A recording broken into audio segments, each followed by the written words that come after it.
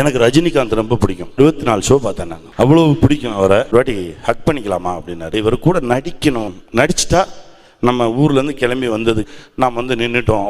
சமுத்திரக்கனி அவர்கள் சமீபத்தில் கொடுத்துருக்கக்கூடிய ஒரு ஸ்பீச் இது நமக்கு ரொம்ப க்ளோஸ் டு த ஹார்ட்டாக அமைஞ்சிருந்தது. ரொம்ப நெகிழ்ச்சியாக ரொம்ப அற்புதமாக பேசியிருந்தார். அதுமாதிரி சூப்பர் ஸ்டாரை இவர் இந்த அளவுக்கு ரசிச்சிருக்காரா, இவ்வளோ பெரிய ஒரு வெறித்தனமான ரசிகராக அவருக்கு இவர் ரஜினிகாந்த் அவர்களுக்கு அப்படிங்கிற ஒரு வியப்பும் நமக்கு ஏற்பட்டது. ஏற்கனவே சொன்ன ஒரு விஷயம் அதோடு சேர்த்து இன்னொரு விஷயத்தையும் பகிர்ந்து ஒரு புதிய ஒரு தகவலை நமக்கு கொடுத்துருக்காருன்னு தான் சொல்லணும். என்னென்னா, எனக்கு ரஜினிகாந்த்னா ரொம்ப பிடிக்கும். நான் சிகப்பு மனிதன் படம் வந்தப்போ சேத்தூரில் காளீஸ்வரி தேட்டர்னு ஒரு தேட்டர் இருந்துச்சு. அங்கே நான் சிகப்பு மனிதன் படம் ஓடுது. தேட்டரில் போய் அந்த படத்தை பார்க்கணுன்னு ஆசை. ஆனால் என்கிட்ட காசு இல்லை. நான் போய் என்ன பண்ணேன் அப்படின்னா, முறுக்கு விற்கிறேன் அப்படின்னு சொல்லி கேண்டீனில் போய் சொன்னேன். முறுக்கு விற்றோம்னா நம்ம டெய்லி ஃப்ரீயாக படம் பார்க்கலாம் முறுக்கு விற்கிற நேரத்தில்.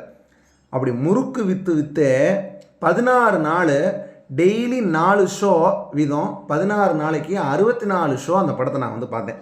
அந்த அளவுக்கு அவரை எனக்கு ரொம்ப பிடிக்கும் ரஜினி சாரை. அதுக்கப்புறம் நான் சினிமாவுக்கு வந்ததுக்கப்புறம் அவருக்கு யார் குருவாக அமைஞ்சாரோ அவரே தான் எனக்கும் குருவாக அமைஞ்சார். கே பாலச்சந்தர் சார் எனக்கும் அவர் தான் குரு, ரஜினி சாருக்கும் அவர் தான் குரு.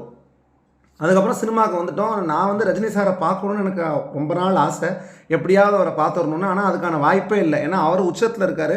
நான் பாலச்சந்தர் சாரோட ஒரு கடைக்குட்டி, கடைசி பையன். நான் அவருக்கு சிஷியன்களில்.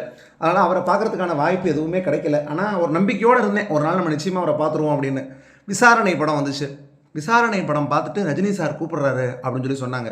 ரஜினி சார் கூப்பிட்றாரா, எட்ரா வண்டி அப்படின்னு வேகமாக நானும் கிளம்புனேன்.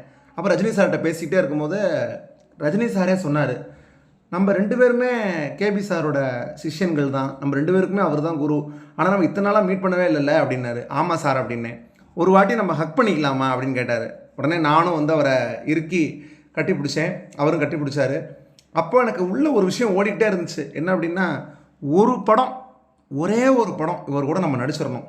ஒரு படம் ரஜினி சார் கூட நம்ம நடிச்சிட்டோம்னா ஊர்லேருந்து நம்ம கிளம்பி வந்ததுக்கு, சினிமாவுக்கு நம்ம வந்ததுக்கு நம்ம ஜெயிச்சிட்டோம்டா அப்படின்னு சொல்கிற மாதிரி அந்த ஒரு படம் இருக்கணும். அப்படி ஒரு படம் அவர் கூட நடிச்சிட்டா போதும் அப்படின்னு நான் நினச்சிட்டு இருந்தேன்.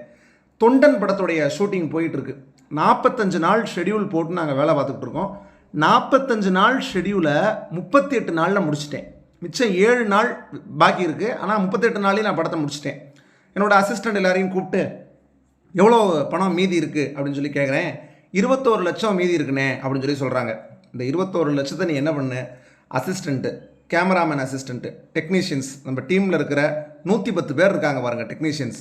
இந்த 110 பேருக்கும் இப்போ மிச்சம் இருக்கிற அந்த 21 லட்சத்தை பிரித்து கொடுத்துரு. ஏன்னா இவங்களால தான் அந்த படத்தை 45 நாள் படத்தை 38 நாளில் நம்ம முடித்தோம் அப்படின்னு சொல்லி சொன்னோடனே, அண்ணே உங்களுக்கு காசு இருக்கானே எங்களுக்கு கொடுத்துட்டா அப்படின்னு சொல்லி எல்லாரும் கேட்டாங்க. உடனே நான் சொன்னேன், இதெல்லாம் உனக்கு எதுக்கிட்டா, உனக்கு கொடுத்தா வாங்கிட்டு போயிட்டே இருறா காசை அப்படின்னு சொல்லி 110 பேருக்கும் 21 லட்சத்தை பிரித்து கொடுத்தாச்சு. அங்கேருந்து கிளம்புறேன். உடனே ரஞ்சித்தை ஃபோன் பண்ணுறான். ரஞ்சித்து ஃபோன் பண்ணி, அண்ணே எனக்கு உங்கள் கால் ஷீட் 3 மாதத்துக்கு வேணும்னே, தலைவர் படம் நம்ம பண்ணுறோம் அப்படின்னு சொல்லி ரஞ்சித் சொல்கிறான்.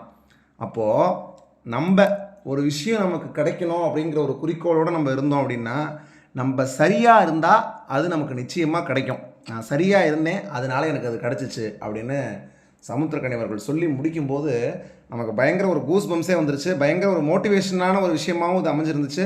அதே நேரத்தில் சூப்பர் ஸ்டாரோட இவருக்கு இந்த படம் நடிக்கிற வாய்ப்பு வந்த அந்த விதத்தை அவர் சொல்லும்போது, அவர் சொல்கிற விதமே அவ்வளோ அற்புதமாக இருந்தது.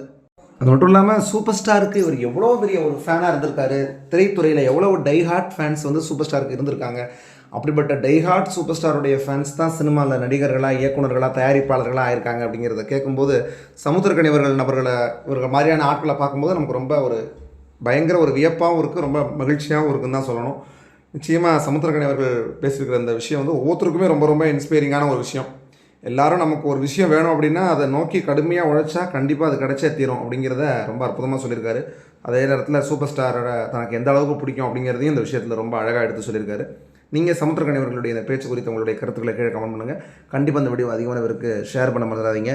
இது மாதிரி நம்ம சேனலுடைய வீடியோஸ் அப்டேட்ஸ் தொடர்ச்சியாக பார்க்க நம்ம சேனலை சப்ஸ்கிரைப் பண்ணிட்டு பக்கத்தில் ஒரு பெல் சிம்னை கிளிக் பண்ணி வச்சுக்கோங்க. தொடர்ந்து அடுத்த பல்வேறு வீடியோக்கள் சந்திப்போம். நன்றி, வணக்கம்.